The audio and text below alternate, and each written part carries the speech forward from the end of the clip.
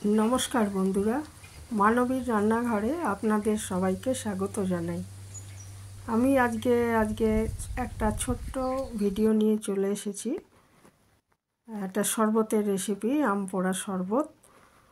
तो गरमे एटा खेतेও खूब भालो लागे और खूब उपकारीও शरीरेर जन्य।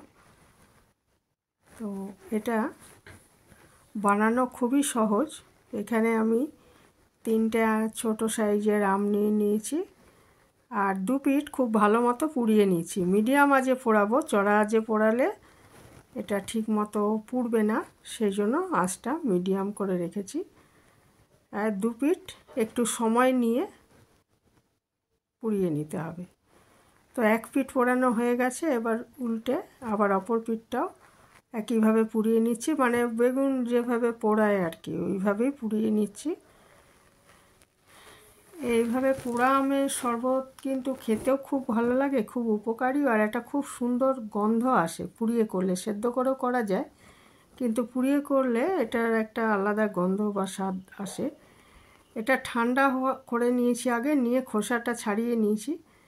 নিয়ে এটাকে আমি আঁটিটা বাদ দিয়ে বাকি মানে পোড়ানো সেদ্ধ পুড়ে তো সেদ্ধ হয়ে গেছে, সেই কাইটা আর কি নিয়ে নিলাম একটা মিক্সচার গ্রাইন্ডারে।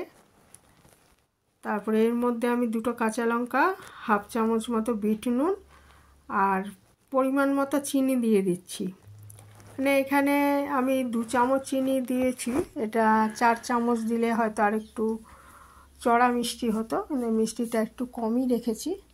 আপনারা নিজেদের পছন্দ মতো যেরকম খেতে ভালোবাসেন সেরকম দেবেন। দিয়ে দিয়েছি 1 মুঠো ধনেপাতা। ধনেপাতা দিলে ফ্লেভারটা খুব ভালো আসবে। তারপরে এটা আমি পেস্ট বানিয়ে নিয়েছি। নিয়ে এবারে আমি এটা পুরোটা ব্যবহার করব না, এখান থেকে 5 চামচ করে আমি 2টো গ্লাসে নিয়েছি, কারণ এটা তো খুব ঘন, অল্প জল দিয়ে পেস্টটা করা হয়েছে।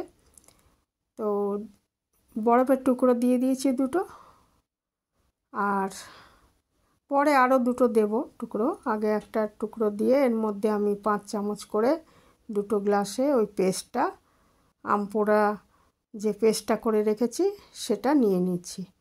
আর এর মধ্যে ইচ্ছা করলে জিরে ভাজা দিতে পারেন। আর জিরে ভাজা আমি আলাদা করে আর করিনি, সেই জন্য আমি একটু চাট মশলা দিয়ে দিয়েছিলাম এর সাথে। চাট মশলা দিয়ে এটাকে নেড়ে দেবো আর কি। এরপরে চাট মশলা তো গুঁড়ো করাই আছে, দিয়ে সাজানোর জন্য আমি পুদিনা পাতাটা দিয়েছি, আর কিছুই না। পুদিনা পাতা এমনি বেটে দেওয়া হয়নি। এই ছিল আমার ছোট্ট রেসিপি। ভালো থাকবেন সবাই।